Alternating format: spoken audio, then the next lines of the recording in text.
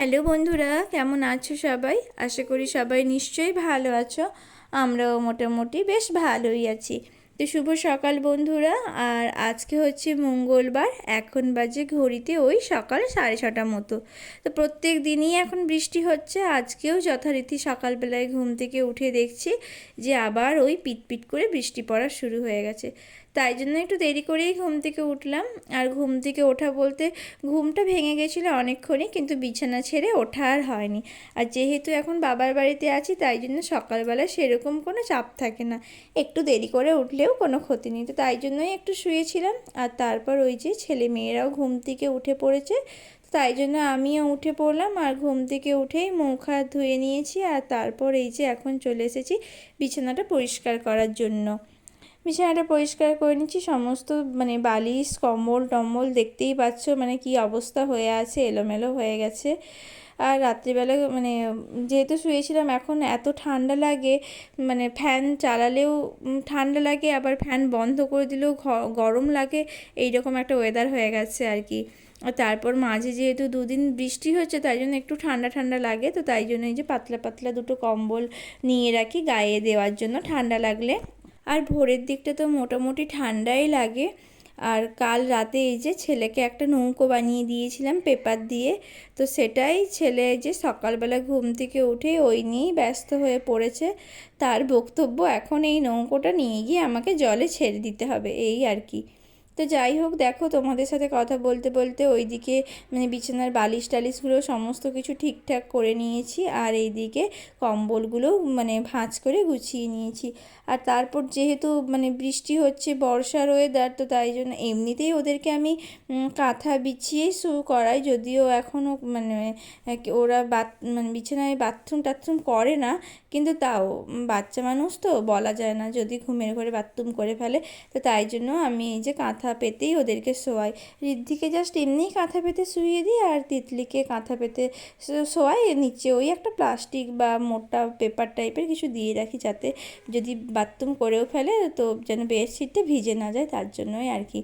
আর বাড়িতে তো আমার বিছানার তলায় একটা বড় প্লাস্টিক পেতে রাখাই থাকে, কিন্তু যেহেতু বাবার বাড়িতে আছি, এখানে তো আর সবসময় পেতে রাখা হয় না, তো ওই জন্য মা একটা ওই প্লাস্টিক দিয়েছিল, ওটাই পেতে ওর ওপরে কাঁথা দিয়ে ওদেরকে শুইয়ে দিয়েছিলাম।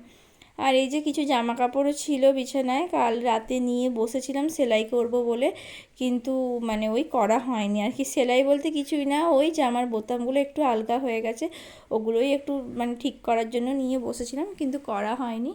তো যাই হোক, ওইগুলোও সব গুছিয়ে বাগিয়ে রেখে দিলাম। এবার বিছানাটা একটু ঝেড়ে পরিষ্কার করে নেব, আর বেডশিটটা একটু টান টান করে দেবো, ব্যাস তাহলেই হবে, আর কিছুই না। আর সকাল থেকেই দেখছি আবার বৃষ্টি পড়েই চলেছে, বৃষ্টি তো থামার নামই করছে না, আর পিটপিট করে পড়েই চলেছে আর কি, অনবরত।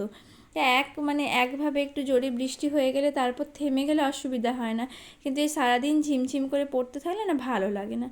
তো যাই হোক, সমস্ত বিছানা কাঁথা গুছিয়ে তারপর গেছিলাম একটু বাজারের দিকে, যেহেতু আজকে হাটবার ছিল, মঙ্গলবার। তো ওই দুটো রুটি আর কেক নিয়েছিলাম আর কি, দুটো কেক না 3টে কেক আর দুটো রুটি নিয়েছিলাম, সাথে ঋদ্ধিও গেছিলো, ওই নিয়ে আসলো সঙ্গে করে।